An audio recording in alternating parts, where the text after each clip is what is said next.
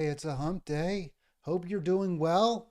Got some new equipment in, and we are hopefully putting behind us some of the tech issues that have plagued the program. And I'll get to the meat of it, the content. We're going to talk about Biden and the Democrats, how they're circling the wagons, what that means about the party, what you should think about that. And I obviously I have thoughts. I mean, I always have thoughts. Sometimes it's a little challenging for me because I don't have the hot take, the insistent conclusion that we should do this or that. And I think the corporate media today makes it very, very challenging. We just often don't know what the truth is, and we also don't know how to determine the truth. A great example of that, and this is not what I'm planning to focus on today, but I just want to bring this up real quick because I was thinking about this when I was listening to Sagar and Crystal yesterday, and Sagar just saying, we now know that the COVID 19 came from a lab leak. Now, I believe that. I think it did come from a lab leak, but I'm not a doctor. I'm not an epidemiologist. I don't know. And the partisan divide is so great that I can't determine whether people who I think I should believe, who seem to know what's going on, are motivated by something other than partisanship. So the Republican led Senate recently issued a report concluding that the origin of COVID was likely a lab leak.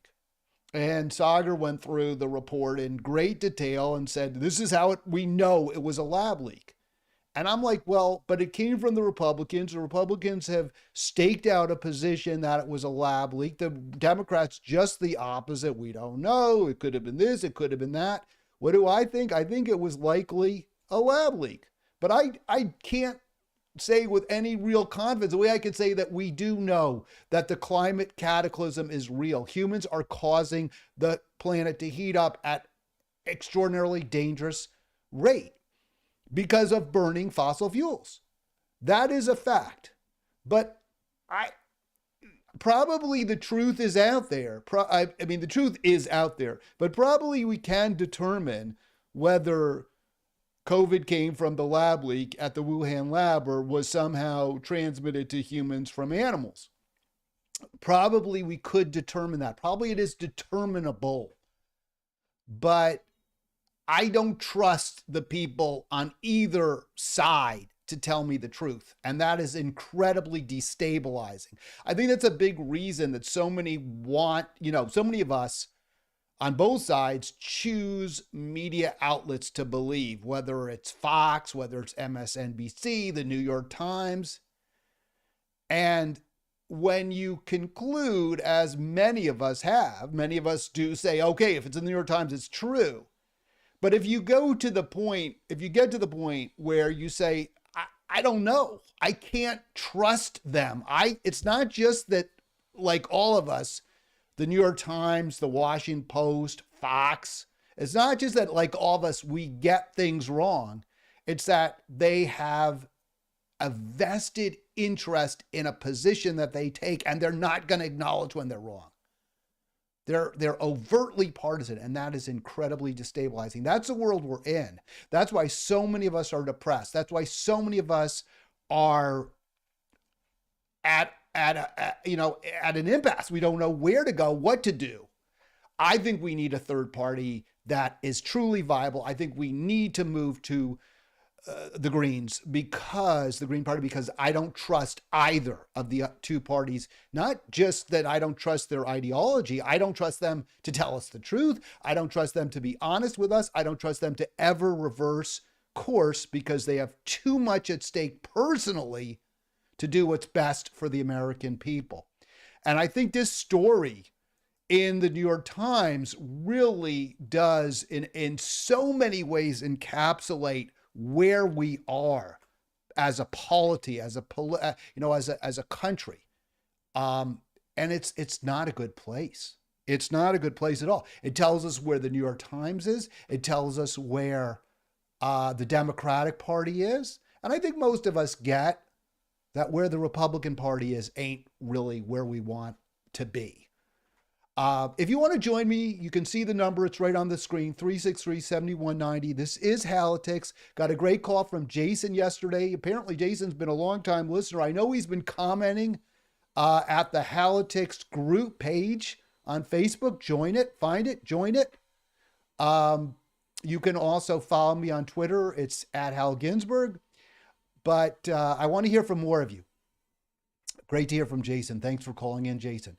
So what's wrong with this story by Shane Goldmacher? I mean, the content itself, I think, is, at least when it comes to reporting what the Democrats are saying, he's telling the truth. I don't think he's lying. I mean, he's clearly, the Democrats have clearly circled the wagon.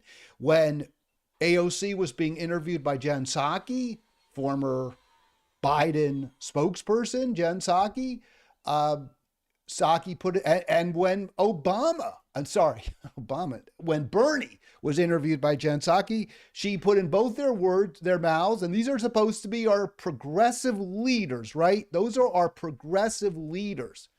And Psaki said, you've endorsed Joe Biden. You support Joe Biden for re-election. And neither one pushed back. Neither one said, well, I'm keeping my powder dry. I'm trying to find out. I'm not sure. So as far as there is kind of a left in America, and it's interesting because AOC even said, well, there really isn't a left, because she was acknowledging she's not leftist. She's not a progressive. They throw the term progressive around. There's no progressives. And this story proves it. So what's wrong with this story? Let's go through it. How Democrats learn to cast aside. This is from yesterday. Well, published Sunday.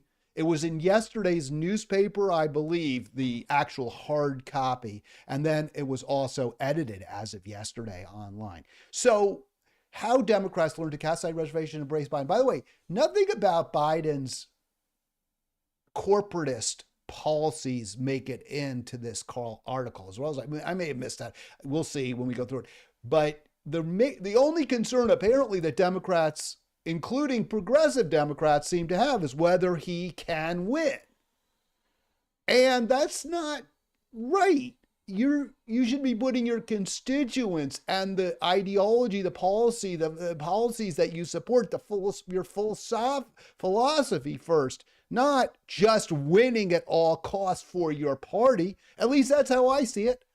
I think that what a politician should do is put the interests of their candidates, of their constituents, candidates, when they run for office, say, I'm going to do what's best for you. And then they invariably don't, at least in either major party.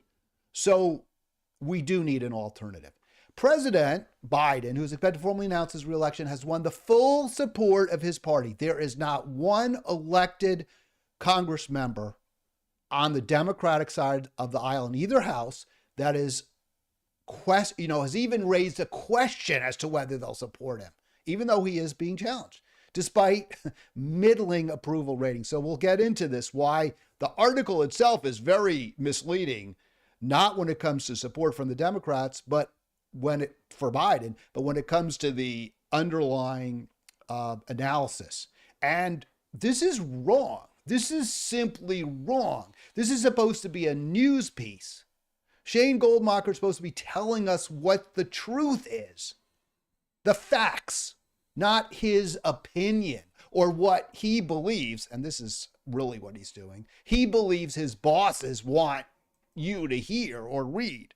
But instead, he is telling you what he believes his bosses, and maybe what he believes too, because he wouldn't have probably gotten the job or wouldn't have wanted the job if, you're going to want a job to work for the New York Times. If you're a journalist, you want a job with the New York Times. And of course, you're going to shade to a degree. We all try to please our bosses. But, the question is, how far will I go to please my boss? So the only announced challengers to Biden are Marianne Williamson and Robert F. Kennedy. And how dismissive, how newsworthy are these two candidates? They're entitled to gather to one sentence. Williamson is an asterisk to 2020, which I mean, I guess it's arguably true, but there was a moment in time when she actually seemed to have a bit of support coalescing. Now, I'm not a supporter, you know that, and I got into it a little bit with Jason yesterday, and it was very respectful, positive, but I don't. She's not somebody I support. I do right now support RFK, just the opposite of Jason. Um, I'm not going to get into that, but what I'm going to say is Marianne Williamson did enjoy a modicum of support in 2020. She was not a complete bust as a kid. Some of them were, right? The two Wesleyan people, I went to Wesleyan, wore the sweatshirt yesterday. Hickenlooper, former governor from the Centennial State, and his colleague from Colorado, Michael Bennett, both from my alma mater. They were the asterisks, right? They were nothing. They were nothing burgers. They disappeared without a whisper. But Williamson had some real support. She was more than an asterisk. And RFK, the only thing Goldmacher has to say is he's leveraging his family name to promote his anti-vaccine views. Nothing about the fact that he's been an environmental lawyer for the National Resource Defense Council for, I think, like over 30 years. About 30 years. And, he's been a podcaster. He's done radio. I'm not familiar with his history at NRDC, but he's much more than an anti-vax candidate. But the New York Times doesn't want you to look at the policies of either of these candidates because most people actually would prefer their policies to those of President Biden. We'll get into that in a little bit. So immediately, this is an irritating, annoying, aggravating article that doesn't give you the information you need to know to make an informed choice about for whom to consider. Gee, maybe if you're, upper middle class, people who read the New York Times tend to be affluent, which is, why the paper gets pretty decent advertising revenue from Tiffany and other Saks Fifth Avenue, high-end retailers. And certainly the newspaper wants to placate them. It wants them to be happy. So it isn't going to necessarily want to provide a large platform or a voice for candidates who support much higher taxes on the people who go and spend their excess income and excess wealth at Saks Fifth Avenue and Tiffany. They're not going to want to do that because those retailers aren't going to be real happy if they do it, and they'll have less revenues. When I did radio, when I was operating the radio station in Monterey, I heard from advertisers sometimes, and they weren't happy if I was too critical of, eating out, right? If I would say, hey, if you're not doing so well, you make a home cooked meal. It's more nutritious, tastes better, costs less. And I heard from a restaurant owner one time when I said that. So, you gotta keep that stuff in mind when you're a media outlet. And obviously, if you're a big and powerful one, you really got to keep it in mind because you need a lot of money to operate. And they're sure as heck not getting it from their subscriptions. 240-363-7190. Love to hear from you. I want to get into this. So the New York Times not telling you about the policies of the candidates, but they are telling you that the Democrats do, in fact, support to a progressive man and woman from the conservative right of the party to the centrist, moderate left of the party, because that's basically all there is. There's a center and there's a right. And here's, I guess, the center. In the center, Jamal Bowman from New York, one of the new squad members in 2020. So Bowman says we need stability, and the Times claims a progressive. He's not a progressive. He may call himself a progressive, but I don't think you can be a progressive and endorse Joe Biden a year plus, or well, less than a year, but still with many months before the primaries begin. And I love that stability. Do we really need stability? Because it's like, do you say that when you're on the Titanic? I mean, you want the ship to be stable, but after it's hit the iceberg.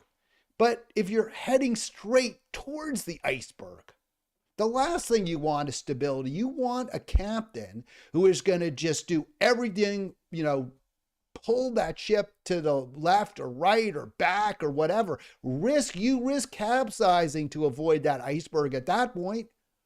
Because if you hit it, you're done for completely. So you do everything if you're in the place we're in right now as a nation. And Bowman's completely wrong when he says we need stability. Actually, his constituents, and we'll get to that, need something other than stability. They need a real sea change. But for Jamal Bowman, no. I mean, I guess he's doing all right because after all, he's in Congress. I mean, you're doing pretty well if you're in Congress. He's from the Bronx. He's from he represents the Bronx and southern Westchester County, which is not an affluent area, or there are affluent pockets, but plenty of people who are really, really, really struggling. I heard in New York City, now the average New Yorker is paying close to 50% of their income. This was from the public station, the public NPR over there. I was listening to it this morning. I listened to classical music from WQXR, and they play NPR News. So the average New Yorker now is looking at 50% of their income is going towards housing, something like that. That is not a situation where you need stability, Representative Bowman. I mean, you're saying we want things to stay like that, to be stable? No, we need to pull back from where we are. But that is not what your, quote, progressives are saying in the Democratic Party. And that's not what they're saying, even those who are challenging. Now, it's a different nuance. It's a different message. I've been critical of, as you know, I was going to say Marianne Williamson. I've been critical of both Williamson and RFK for running as Democrats. I had a caption, or one of my, promos with the images that I put together for each program. And it was the mild bunch, because they're running as Democrats. I don't want more Democrats. Here's what Williamson says. Now, is she less bad than Biden? Yes. And one of my Facebook friends said yesterday about Williamson, oh, you're wrong when you say that the answer to, if Williamson's the answer, then the question must be, is anybody better than Biden? Will anybody but Biden do? Which is what really was the question, right? It's like, well, if I'm going to vote for Marianne Williamson, if I'm supporting Marianne Williamson, period, then does that just say, well, it doesn't matter as long as it's not Joe, just like Eddie Blue will do, anybody but Biden will do.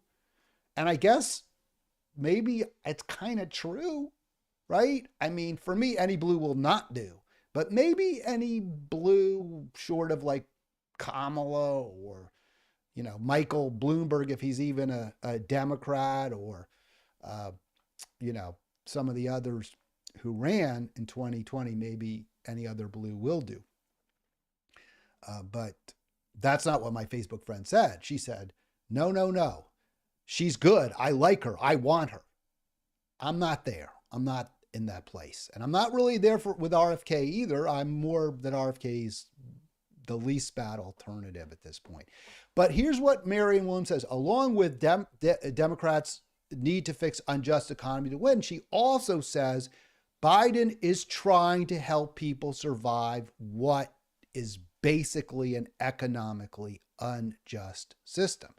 And then she goes on to say the great unfinished business of the Democratic Party is to end an economically unjust system, not just make it more survivable. No, that's not what's going on.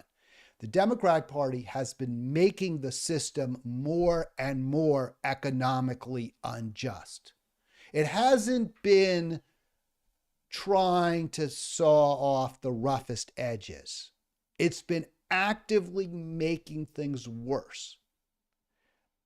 And I always go back to the quote or so-called free trade deals, which have been so harmful to America, so destructive to the American workers' living conditions, and led to such a great unraveling with a few people doing extraordinarily well, better than anybody's wildest dreams. 100 billionaires like Bezos getting his money from offshoring, right? He was able to sell goods cheaply at Amazon.com by stocking products from China that were kept just in giant warehouses and then shipped out.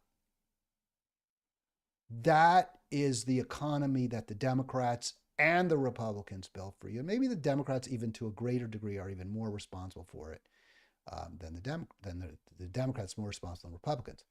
So when Williamson says he's trying to help people survive, that's not true.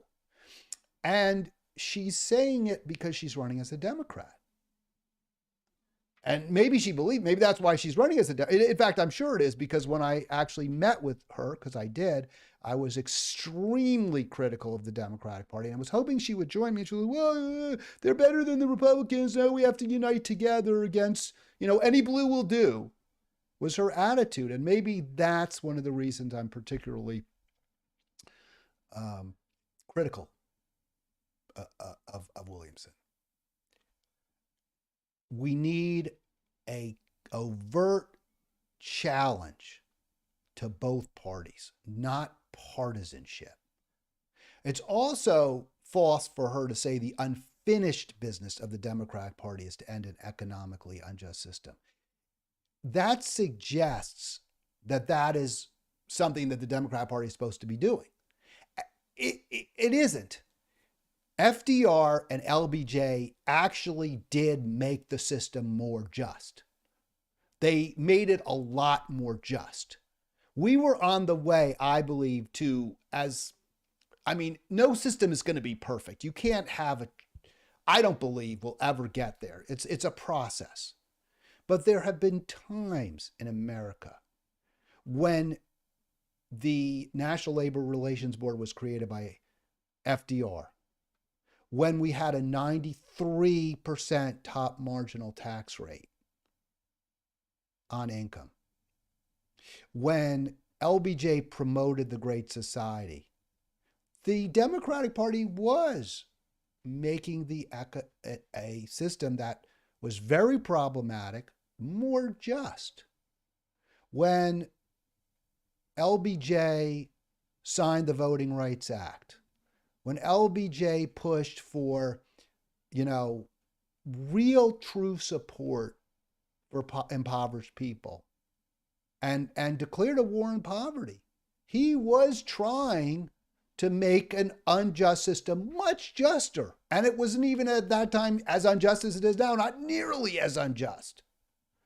But 60 years of Republican and Democratic misrule has made the system far more unjust. So she's just not giving you the right picture.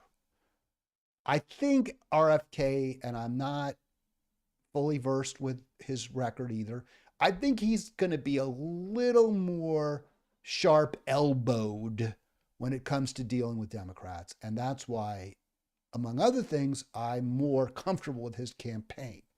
But we'll talk, that's for another day. That is for another day. So Williamson, supposedly the left challenge to Biden in the primaries next year. Jamal Bowman, the so-called progressive from less affluent area of New York, just like AOC, they're totally in the tank for Joe Biden. And why? Why is it? And again, um, I mean, I guess because they're Democrats. But how does the Times get this wrong? How does it get it? I mean, there's really, the only answer I can give is, I was in a fraternity in college, and you're supposed to put your brothers above everyone else. And wasn't I was not a real good fraternity brother. If any of them are listening, they can, I'm sure, call in and corroborate. But that's kind of, and it's not good. It's not a good. I was glad my kids didn't join fraternities. I was really glad, because it creates a environment where, as long as you're promoting that core, that cell, you're okay, right? I mean, and that wasn't. We were very mild fraternity. We're very non-aggressive and all that. It was good. I mean, they were nice kids. They were really nice guys in my fraternity. But the entire dynamic is a bit of a problem. And I was really glad. Michael went to Georgetown's Jesuit. They don't believe in that. And I was really glad, and William was not into that at all at Maryland, which he loved. So I'm glad, Well, political parties are like that. As long as you're, ultimately loyal to the party, you can do whatever you want.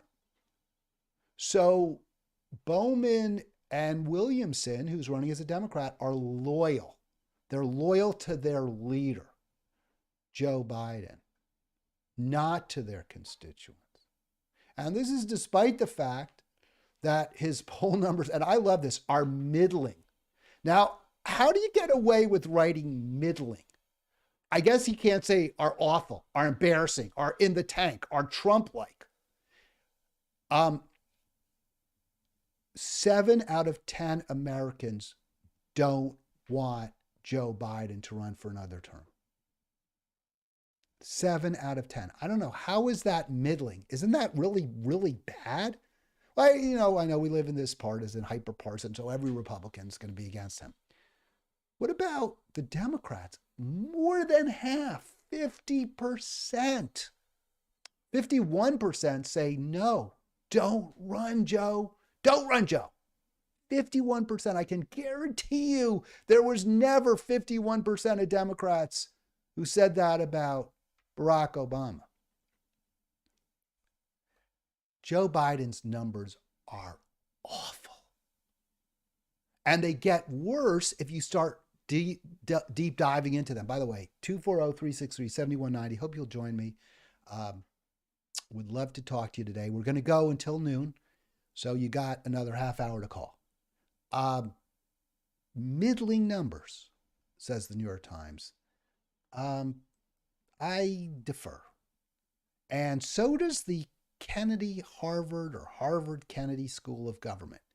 They have Biden, and this is real. If you're a Democrat, well, I would say if you were a Democrat, this should worry you, but I don't think it does. Because what both parties have tried to do is make themselves as awful. Let me say it differently. They pursued policies that are as bad as they can be without rendering them irrelevant. And since there's only 2 of them and they can fight each other to see who's worse than the other, you have no place to turn. Remember I said early on, it's depressing when you don't know where to turn. You don't know where the truth lies. You can't trust people. I can't trust the New York Times. The New York Times is like, well, we don't know if the COVID, the New York Times originally mocked the idea of a zoonotic. I think I used that word right. I might not have. The New York Times originally mocked the idea of a zoonotic origin of COVID for months and wrote anyone off who suggested that there might be a zoonotic origin of COVID as a right-wing hack, as a partisan, as a conspiracy theorist. Now they've got to acknowledge, well, it might be true. It might be true. So I don't know, because I don't trust the Republican Senate either when they tell me it was probably, and I actually think they're right, but I can't be confident. The New York Times tells me Joe Biden has middling, right? Middling approval ratings. 70% disapprove of him. 70%. How is that in any way middling? 36% of 18 to 29-year-olds approve of Joe Biden. His rating keeps falling. This is the most progressive age group in America.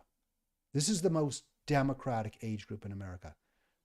It's gone from 36, now it's gone back 39. It was up at 39. It was 41% a year ago. Brianna Joy Gray makes the point, well, he hasn't done anything for young people. He did barely anything about student debt. The cost of housing keeps going up. Jobs, while they may be plentiful, offer no real hope, no real security for the future. So, of course, they're going to be disillusioned by Joe Biden and also feeling down, depressed, or hopeless. This is where we are as a society. This is where the two-party duopoly has left us, with nearly half of our young people depressed, down, or hopeless, 1/4 considering self-harm. I mean, how can it be, I mean, things can get worse. They will, probably. And we'll get into some more of why. But this is, again, what we need is we need an alternative. The current system is failing us. We need an alternative. And I just want to give one more stat, because this is really devastating. I mean, this really kind of puts it in perspective. And who can argue with this? I think there's some naivete among young people, by the way. I'll get into that. But 3/4 of young Americans believe homelessness can happen to anyone. Nearly 1/3, including 43% of Hispanic Americans and 39% of Black Americans, are concerned they could personally become homeless one day. Well, why is that a surprise? If the average New Yorker, the New York family now is paying close to 50% in rent, I mean, you go to college, you have debt. You come home, you get a job, money's taken out of your paycheck to pay that college debt. A lot of money's taken out. And it basically only pays off the interest. You're not paying it down. You can't afford an apartment. You're living in the same room you were living in as a kid, and your parents, you try to help pay for the rent, but it keeps going up. You try to help pay for the mortgage, but it keeps going up. Your parents are getting older. They're not getting raises. They're not getting step increases. Of course you're concerned. Of course you might become homeless. What young people are naive about is that, and I really, it's because we live in two countries. Poor, struggling, working, and middle-class Americans just they just can't really understand how much better, how much more a tiny little sliver of people at the top have than they do. So when they say they believe that homelessness is going to happen to anyone, it can't. It's not happening to billionaires or their kids or their grandkids or their great-grandkids. It's not happening to the children of ex-presidents or Senate leaders or CEOs or partners at big law firms. They're not going to be homeless, and neither are their children or their grandchildren. Maybe their great-great-grandchildren, maybe, yeah. depending on how much they set aside. I don't think there are any Rockefellers who are homeless right now. I don't know how many generations we are removed from John D. Homelessness can't happen to anyone, but it can happen to most people, but not to anyone, not to everyone. All right, 240-363-7190, 240-363-7190. Like, subscribe, click that button on the bottom right. Why are people so homeless? Now, remember, I want to go back. Jamal Bowman, Marianne Williamson.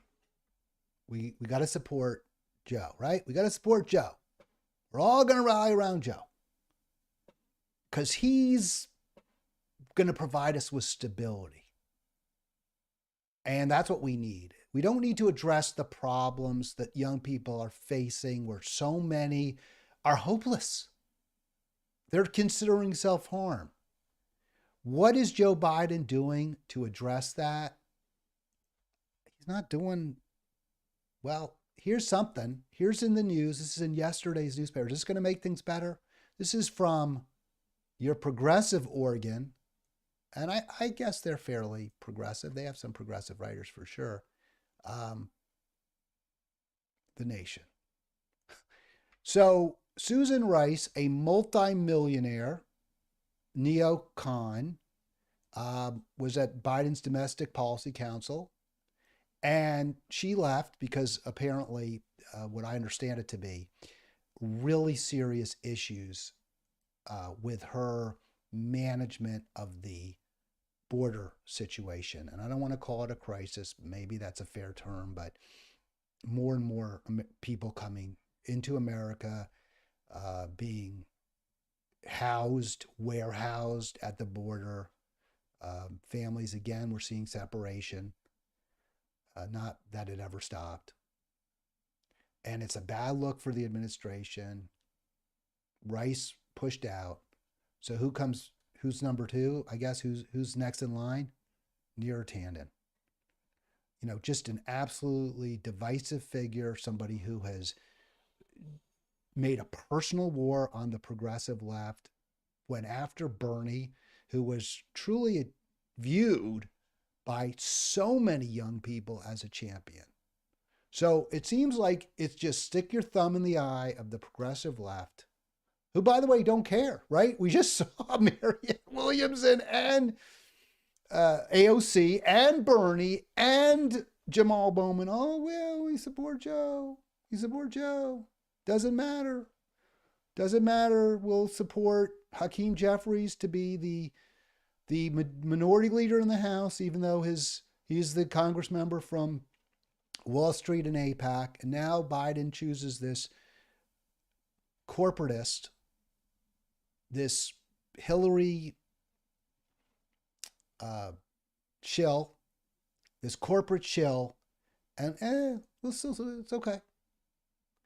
Neera Tanden, I'm not going to spend a lot of time focusing on her attacks on progressives, her insults of progressives. I'm not going to spend a lot of time. And it's more going to be, again, about Tanden as a progressive in terms of policy, because that's ultimately what matters. And I went back to 2020 when there was a big brouhaha over her potential selection by Biden to be the head of the Office of Management and Budget.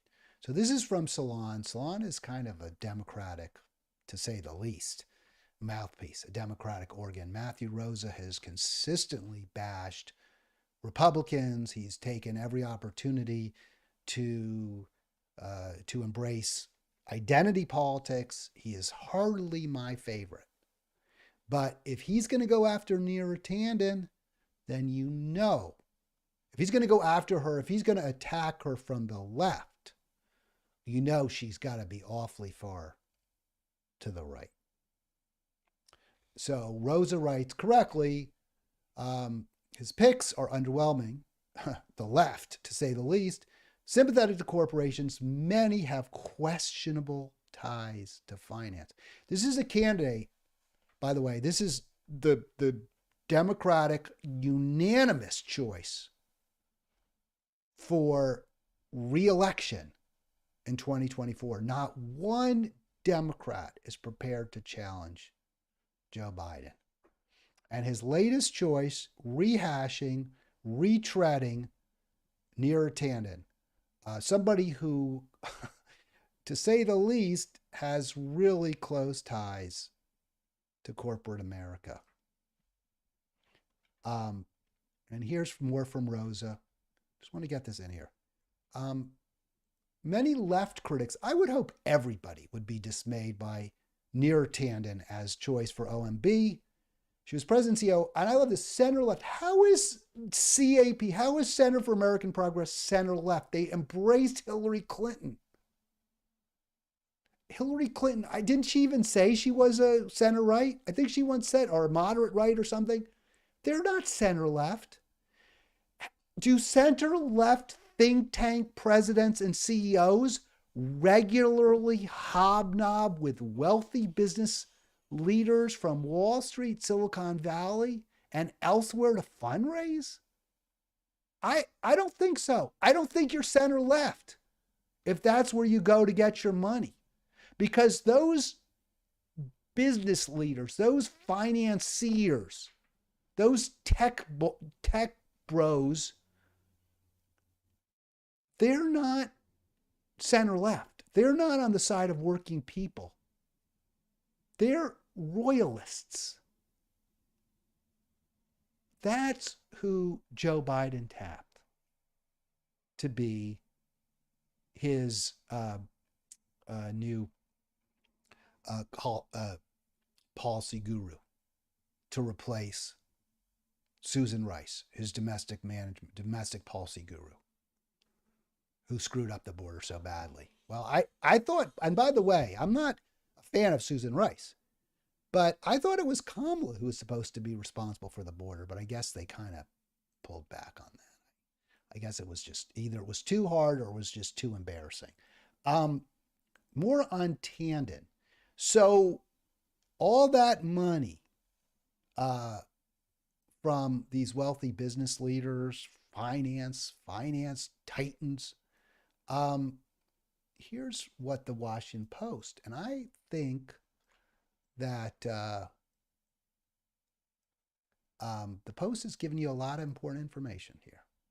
Back in, and this is quoted in Salon, but the Post estimates that Center for American Progress got $33 million from the financial sector, somewhere between 5 and 13 from Silicon Valley, and also donations from Walmart, anti-labor Walmart, defense contractor Northrop Grumman. Gee, you wonder why they're so hawkish. You wonder why Hillary was, let's go take down Saddam and also Gaddafi. Let's have war. Let's have a no-fly zone over Syria. What could go wrong? Well, maybe because her supporters are defense contractors.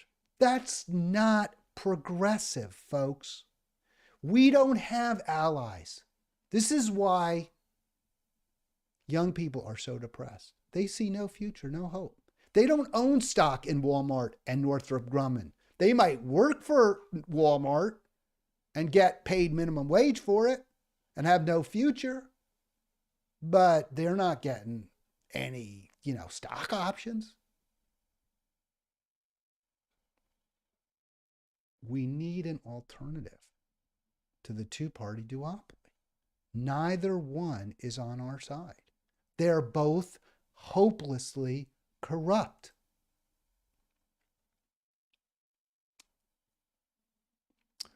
There are people out there who are really trying to make a difference.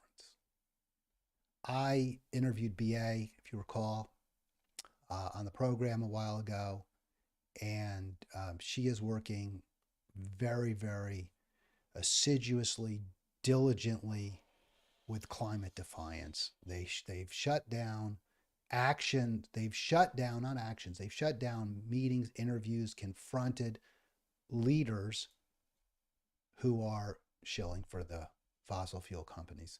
So I wanted to just center what BA is doing, and hopefully we're going to get BA back on the program this week. But I saw this tweet actually from Dr. Tran, and I wanted to comment on this a little bit. So more great, and we'll play the video in a minute. More great direct action by Climate Defiance. Really appreciate climate activists wearing masks too. This admin has fallen way short of their promises on both climate and COVID. I'm not sure about the masks thing, right? I mean, it seems like, people are still getting COVID, but it's far less serious. Wearing masks can be problematic. And also, I'm not sure it prevents this spread. So I don't know if I'm buying what Dr. Tran is selling there. What I am buying is this. Climate Defiance. Shut down a keynote speech by senior advisor to the president, John Podesta. Now, it's not interesting because Podesta was the Center for American Progress CEO before Neera Tanden. So this not progressive group that's called the Center for American Progress, that takes its money from fossil fuel. Well, I think they do take some from fossil fuels. They take their money from Wall Street, from Silicon Valley, defense contractors, and now addressing a room full of millionaires in a five-star hotel. Podesta said we can only get to net zero by 2050. That's not good enough, folks. That's not, the climate. It's only getting the Pacific is hotter now than it's ever been. Just report came out. The Pacific is hotter now than it's ever been, and there you go. So those are who Podesta's group gets their money. And he's saying 2050. And by the way, net zero, that's nothing. We got to be net negative. We've got to be planting more and more trees and consuming less and less fossil fuels so that the trees and the plants are consuming more carbon from the atmosphere than we're pumping out. That's net negative. 2050, no, it ain't good enough. So let's see if we can get, got a nice little picture here. This is from Twitter, and I really want to center these guys, Climate Defiance, for their great work. So there you go. See if we can get a nice, really nice. There's Podesta right there, laughing and joking. And you see the great activists there with the end fossil fuels. And by the way, that takes a lot of guts, man. I'll tell you, that's something I don't do. I really don't. I mean, I've done a few kind of civil disobedience, but I think this is really takes it to the next level. And I give them so much credit. I don't know, does this make a difference? Let me know, 240-363-7190. We're getting towards the end of the program. Not sure if we'll have time for calls. I'll take one if you come in right now. But that's my question for a later program too. Does this make a difference? I hope it does. I hope it does. And we'll get to the video here. I really want to share this. Give them a minute and see what they do here.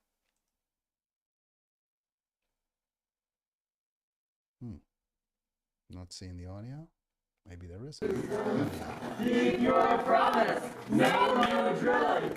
Keep your promise, no more drilling. Keep your promise, no new drilling. Keep your promise, no new drilling. Keep your promise, no new drilling. Keep your promise, this is crisis now. I mean, and I just want to stop it. Look at it's really a room full of true elites, true fine. These are probably paid $1,000 to get in there to hear Podesta say we can't get to net zero before 2050.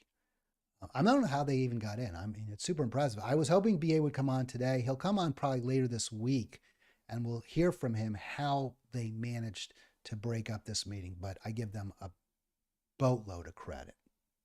I hear the voice of the great daughter saying, keep it in the ground.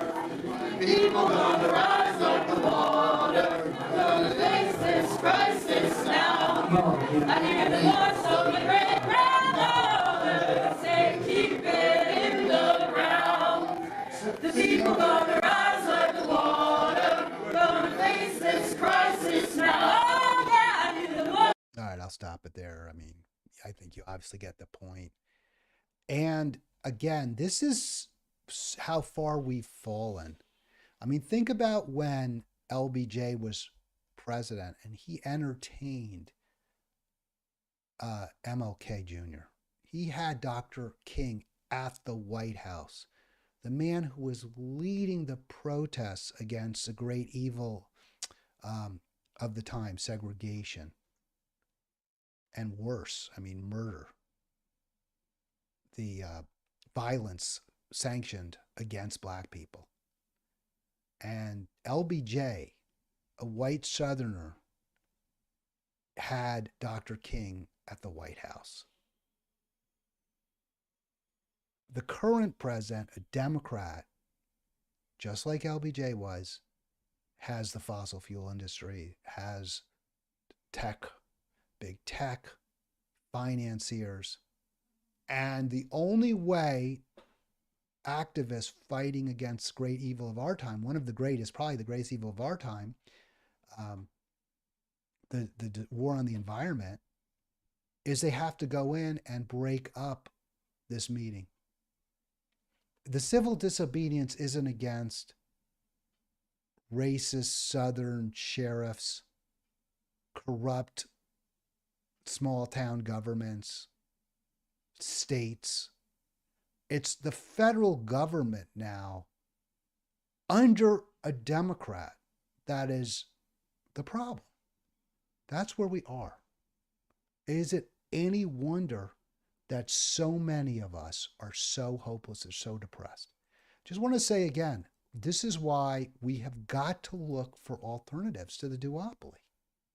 We have got to come up with something better, something different, something not as bad. And that's why I'm so first of all, I'm so distraught that there's not one representative in Congress who will say, I'm not going to right now declare for Joe Biden for president. That's one thing. How could you not declare for Joe Biden? But also that the two challengers feel like they have to run as Democrats. All right, final story. Is this a feel good? I don't really know. So before I get to the images, those of you who remember me from Monterey, I loved to hang out at Peter B's, a brew pub. I'm a beer guy, love beer, love fresh beer, love homemade beer, whatever you want to call it.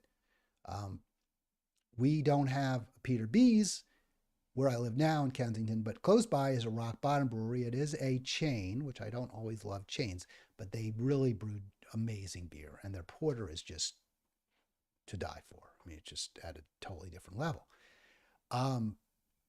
The food's okay. The nachos are good. I'm not sure if I would put the nachos quite on a par with Peter B's, but they're close. Peter B's were amazing. Maybe I would like that. It's been so many years, I can't remember. So, hat tip to Rock Bottom. Really like the staff. I get this giant mug now. It's very reasonably priced. And I was very excited because I got this in the mail yesterday. Let's see. I got this. Here we go. They were promoting, and I didn't know this, by the way. It's actually, today. Did you know what today is? Because I didn't know this. But today is actually National Pretzel Day. And I was very excited because I like pretzels. Now, I don't generally eat pretzels when I go to Rock Bottom. I eat the nachos. But I will sometimes get that, as they highlight, it's the twisted treat that we all know and love. No question. Love those pretzels. And you can see it's April 26th, which is today. And they show the pretzel. They've got a picture of that beautiful pretzel-shaped pretzel, the twisted treat. And this got me especially excited because lately they haven't been selling, at least as far as I can tell, they have not been selling at Rock Bottom the twisted pretzels, the traditional classic pretzel shape. They've been going with pretzel sticks. So when I saw this, I was like, well, they wouldn't show that if they weren't selling it. I'll have to go over there and get a twisted treat. Maybe they put it back on the menu. And the thing is, Um, I thought, well, could it be that there are some rock bottoms where they have the twisted pretzels, the traditional shape, but just not the one in Bethesda? But apparently that can't be the case, because when I've spoken to the people at that restaurant in Bethesda, they've told me, and I spoke to the actual brewmaster, that the beer menu is individual by store, by restaurant, by storefront. So a beer master at the Rock Bottom in Bethesda will be brewing different beers than the beer master, say, the storefront in Indianapolis, where they do have a Rock Bottom. But that's not the case with the food. They all have to have the same food menu. I don't know why that is. I guess it has to do with the distribution of the ingredients, or it's just cheaper for corporate. I don't know. They do a lot of research into what works. And lately, they have not had the pretzel shape, twisted classic pretzel shaped pretzels on the menu. They've had just pretzel sticks. So I saw this promotion for Pretzel Day, and I thought, great, I can get my twisted pretzels. So I went on the menu one more time just to look, and this is what I'm seeing. And this is going to teach me not to wait to make sure I get everything right. But they don't. There's just and you can see it. Look what they've got, just the pretzel sticks. So this is very, very unfortunate. How can they be advertising those big, beautiful, twisted pretzels when in fact this is what they have, the pretzel sticks? I'm at, a lot of things are depressing for me, as you can tell from the way I do my program. But this is what I want to see when I go into Rock Bottom on my plate, when I order a pretzel. I want this. I don't want a stick. And I'm getting a stick, and I'm not happy about it. All right, call in tomorrow if you've got any thoughts on pretzels. I'll be back at 11. We have to do this with the calls. I know people like to just check in at any time, and they want to just see the stream, and that's fine, and I love it, and I want people watching this as a live stream video cast when it's not live. But I love the conversation. We're trying to get to solutions, and the way we do that is together. Hopefully we can do that tomorrow. Talk to you soon. All the best. Take care.